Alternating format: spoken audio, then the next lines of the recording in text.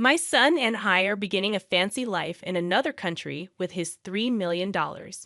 His mother warned, "If you two split up, you won't have enough money." Then she added, "If you want our new address, you'll have to beg and lick my shoes." I was confused and asked, "What? What are you saying? What do you mean?" I had no idea they were planning to move abroad or saving up so much money. She explained, "I meant my son inherited $3 million. We're going to live a wealthy life overseas, just the two of us. Why would my husband leave the country? And why are you talking about $3 million? Why are you being so secretive?" Well, if you're really curious, get down on your knees and beg while licking my shoes, and I might just tell you. Why are you being so rude? Where is my husband? We're quite comfortable here. We're living it up with my son's $3 million. So you're not needed anymore. I was shocked by what my mother-in-law said. How could my husband suddenly have $3 million and be living a luxurious life abroad? And the way she talked, as if I didn't belong. I felt a mix of anger and worry, but I knew I needed to stay calm and figure things out. How did my husband get all that money? And could it be connected to? I work as a manager at a big tech company. My husband and I met there, and I was attracted to his upbeat personality, which led to us getting married. His parents welcomed me warmly at first. Later, we had a daughter who's now 14. I grew up poor with difficult parents.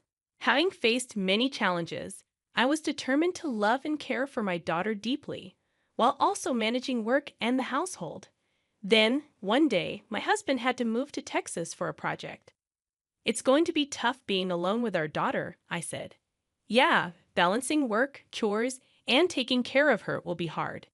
"Maybe we should ask my mom to come and help," my husband suggested. "That could be a relief," I agreed. So I reluctantly agreed to let my mother-in-law move in with us. "Mommy, when will Daddy come back?" my daughter asked. "It looks like he'll be in Texas for a while, but don't worry. Gran was coming to stay with us," I reassured her. And so, my mother-in-law came to live with us. Little did I know, this decision would turn out to be the biggest mistake of my life. "You're working late again today, huh? Women who neglect their families." I'd hear biting remarks from her when I came home from work. "I have a job too, and I take care of our daughter." I'd argue back, but she was never satisfied. "When I was young, family was everything. I never even thought about working outside," she'd say. Then one day when my daughter did well in school, she said, "It's all thanks to me. What's the point of you? Maybe we don't need you around." Even though my mother-in-law only helped with easy homework, I was the one teaching my daughter most subjects.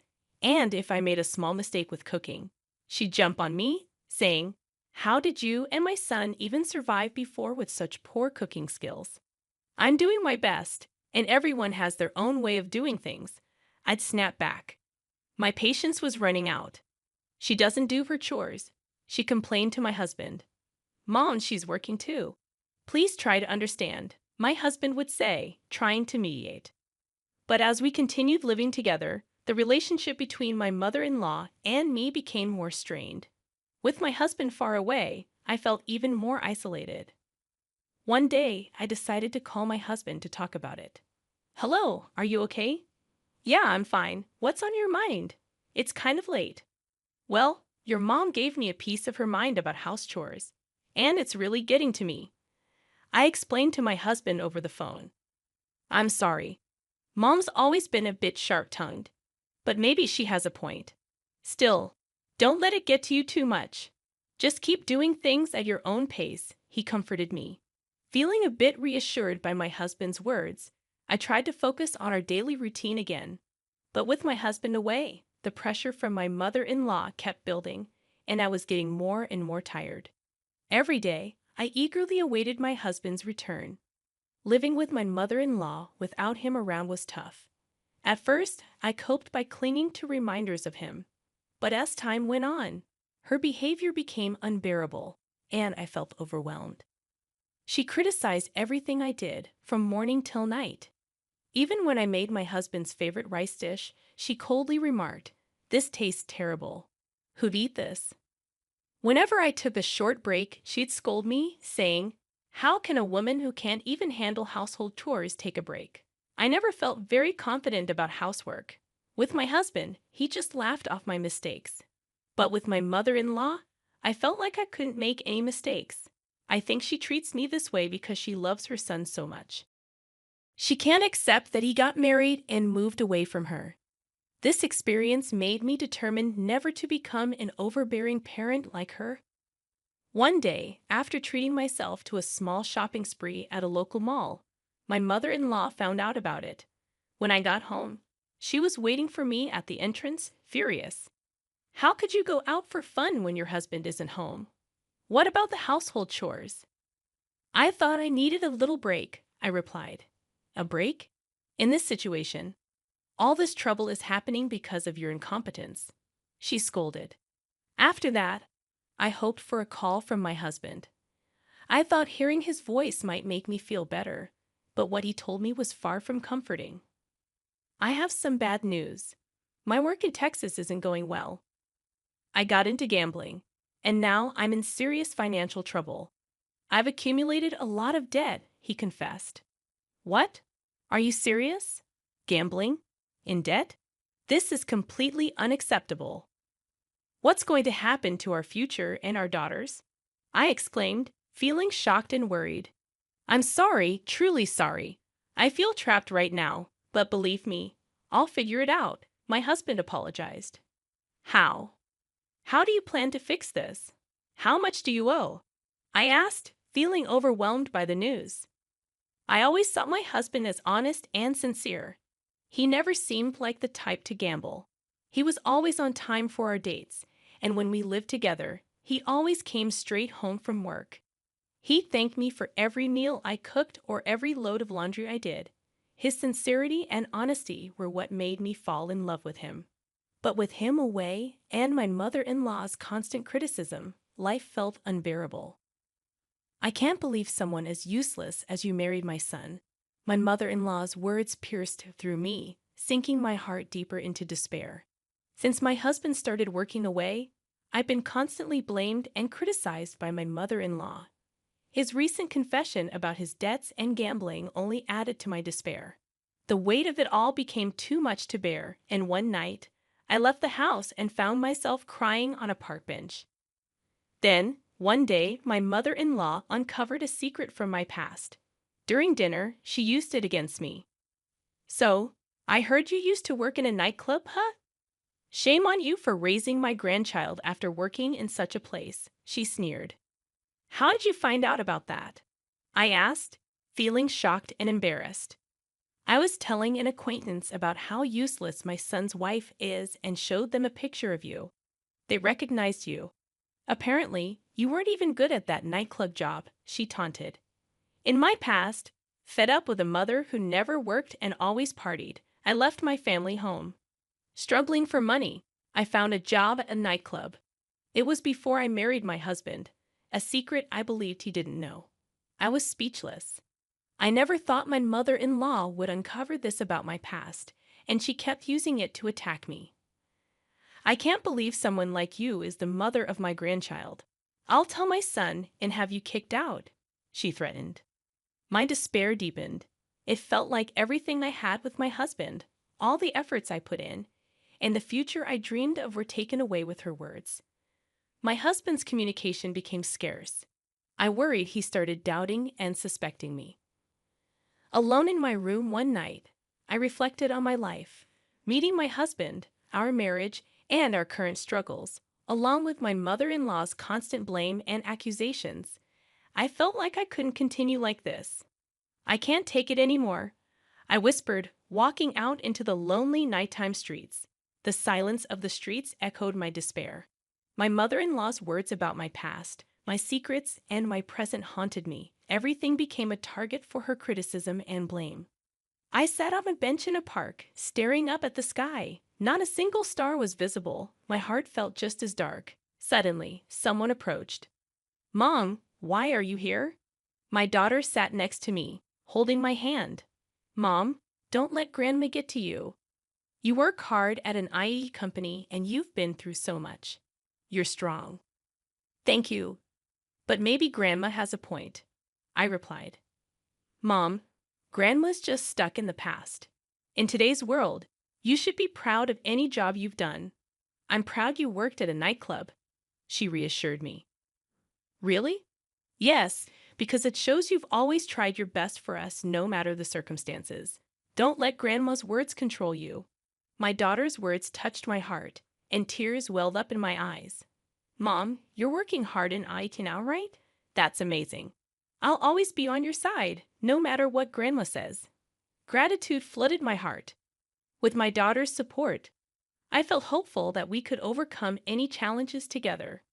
Later, in my husband's study, I took a deep breath before diving into a pile of paperwork. I carefully went through each document, trying to uncover his secrets. Bank statements, credit card bills, loan agreements. Slowly, my husband's financial situation started to make sense.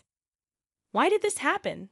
I discovered several receipts from gambling activities, horse racing, slot machines, casinos. It was heartbreaking to think about how much money he had wasted on these activities. Next, I turned on my husband's computer. The password was his birthday, but reversed. His inbox was overflowing with collection emails from financial institutions and messages from friends demanding repayment of loans. Additionally, I found a lot of promotional emails from gambling-related websites. I decided to calculate how much my husband had spent on gambling. The total was a staggering $3 million, far more than I had imagined. Seeing that amount, I felt a moment of panic, but there was no time to waste. I started to plan how to secure funds to support our livelihood. I thought about my savings, the money we could get from selling our expensive electronics and luxury items at home, and the money I had saved from my salary. After that, I kept up with my investigation. Every day, I worked hard, reaching out to financial institutions to understand the extent of my husband's debts and obtaining his credit information. A few days later, I devised a plan. I started getting ready to build a life where I didn't have to rely on my husband or mother-in-law, and I also figured out a way to pay off his debts. Using my background in the IT industry, I decided to take on freelance projects. For several days, I built up a portfolio and signed up on a website for freelance jobs. Then, a few days later, I got my first request from a client. This will help a bit with our living expenses, I thought. In between working on projects, I went over our household finances.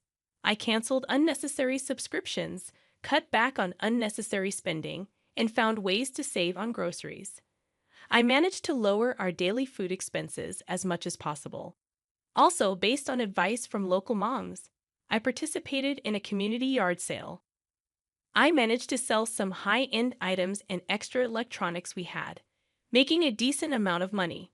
A few weeks later, my freelance work was going well, and I felt like my income was becoming steady.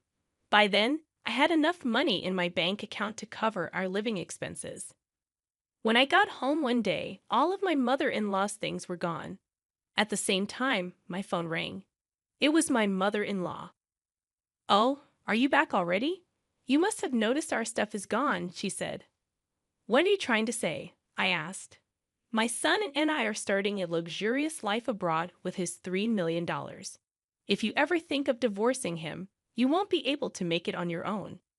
If you want our new address, get on your knees and lick my shoes." I couldn't help but chuckle. "Actually, that $3 million is a debt," I said. "Stop joking. There's no way my son has that kind of debt," she replied. You may not believe it, but it's true. In his study, there are transaction records from banks and financial institutions, credit card bills, contracts, and more. Plus, on his PC, there are collection emails from financial institutions, messages from friends demanding repayment, and promotional emails from gambling sites. If you don't believe me, why don't you check? I suggested. "You're lying," she exclaimed. "It's the result of his gambling addiction. Horse racing, slot machines, casinos. All in all, it amounts to a whopping $3 million. I just sent you photos of the evidence. Maybe you should take a look," I said calmly. I had no idea. He probably didn't want you to know, But it doesn't change the facts, my mother-in-law admitted. I've been thinking about how to deal with this huge debt, but I guess I don't have to anymore, I responded. There was a moment of silence on the phone as my mother-in-law processed the information. I truly didn't know. I don't know what to say, she finally said. Without another word, I ended the call. From that moment on, I was determined to start a new chapter in my life. I was shocked by my husband and mother-in-law's actions, but I knew I had to move forward for the sake of my daughter and myself. Later, my husband called. "I'm so sorry. Truly, I am," he apologized. His voice was quieter than I'd ever heard it, but my anger didn't fade. "How did it come to this? Our family is breaking apart because of you. I never thought it would get this bad. But when I decided to go overseas with Mom, I couldn't see a future with you and our daughter," he confessed. I was stunned by his words. "You couldn't see. It's because of your recklessness and lack of planning that our family is in this mess," he accused. "I understand that, but it's too late now. I made a promise to Mom." "What promise?" I demanded. "Want to sacrifice our daughter's future and grab a paradise just for ourselves," my husband finally admitted. There was silence for a moment. "Did you truly love our family?" I asked. "I did. But now it's different," he responded, his voice breaking into tears. "Don't hurt us anymore. My daughter and I are going to live on our own from now on. We'll forget about you," I declared firmly. There was no response from him, only the sound of his sobbing from the other end. Calmly, I hung up the phone. The reason my mother-in-law mistook assets for debts was due to a sudden bill of $3 million that arrived at our home. She thought it was a lottery-winning notice and began planning to move overseas, unaware of the misunderstanding. My husband, thinking starting a new life abroad would solve the debt problem, agreed to her proposal, mistaking the bill for a lottery notice. After that conversation, I set aside my anger towards my husband and started looking for a lawyer. I was determined to prepare for a divorce, seeking compensation for emotional distress and child support. A new life was about to begin for me and my daughter, independent from my husband and mother-in-law.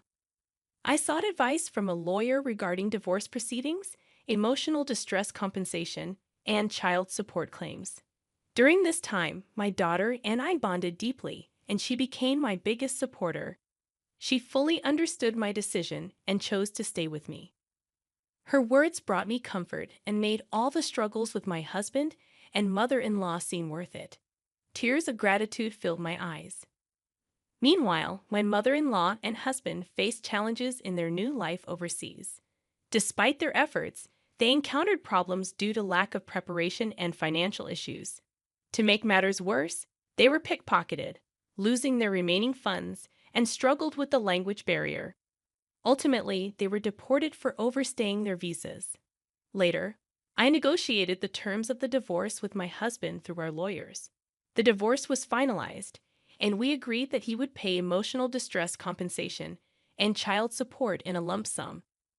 "Thank you. Now I can finally begin a new chapter in my life," I said, feeling relieved. "But all at once? Wouldn't it be better in installments?" I suggested to my husband regarding the lump sum payment. "It has been. I ended up taking on even more debt, borrowing money from some shady loan shark," he admitted. "I don't know what happened to him after that, and honestly, I don't care," I replied, feeling detached from his struggles. After being evicted from her rental property and losing all her savings to pickpockets, my mother-in-law ended up homeless upon her return to the U.S. My daughter and I embarked on our new life. It wasn't always easy, but being free from my husband and mother-in-law, we could look to the future with hope. I wanted to live happily, working together with my daughter, who had saved me from the depths of despair.